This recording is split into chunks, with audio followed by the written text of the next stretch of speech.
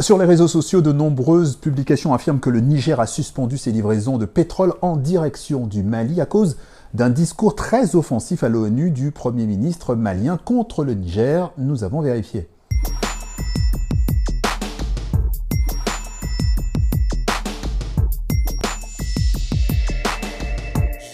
Voilà un exemple de message Facebook qui accuse le Niger.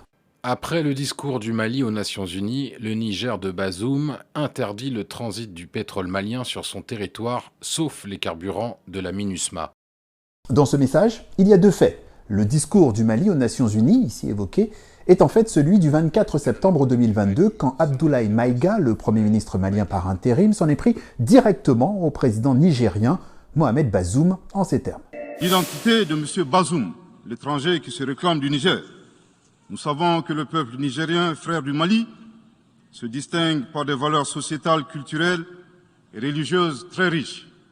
M. Bazoum n'est pas un Nigérien, son comportement nous le reconforte totalement dans notre constat.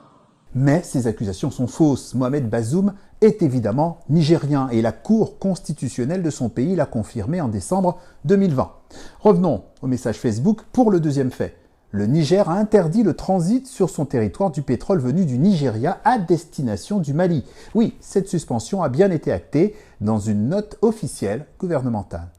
J'ai l'honneur de porter à votre connaissance la suspension de la délivrance des autorisations de transit de produits pétroliers sur le Mali non destinés à la MINUSMA accordées aux étrangers.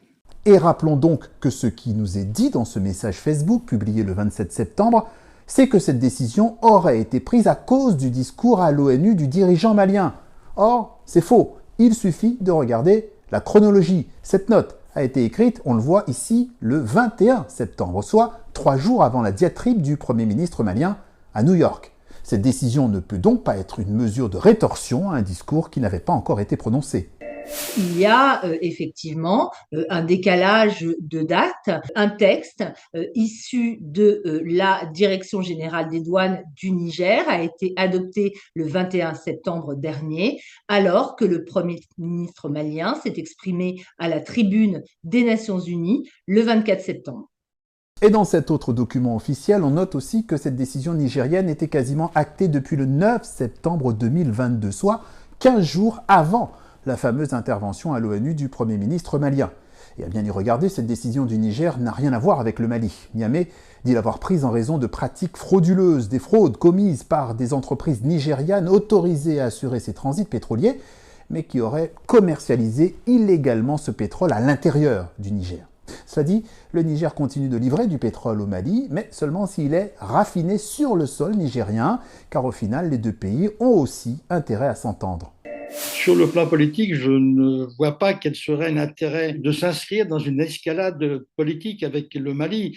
Le Niger est déjà confronté à des mouvements djihadistes animés par les salafistes djihadistes de l'État islamique pour le Grand Sahara dans la zone des 3 frontières, donc il n'a pas intérêt à ouvrir un nouveau front. Non, pas de nouveau front, mais une nouvelle stratégie. C'est ce qu'a décidé à Niamey il y a quelques jours le G5 Sahel, l'alliance militaire régionale de lutte contre le terrorisme.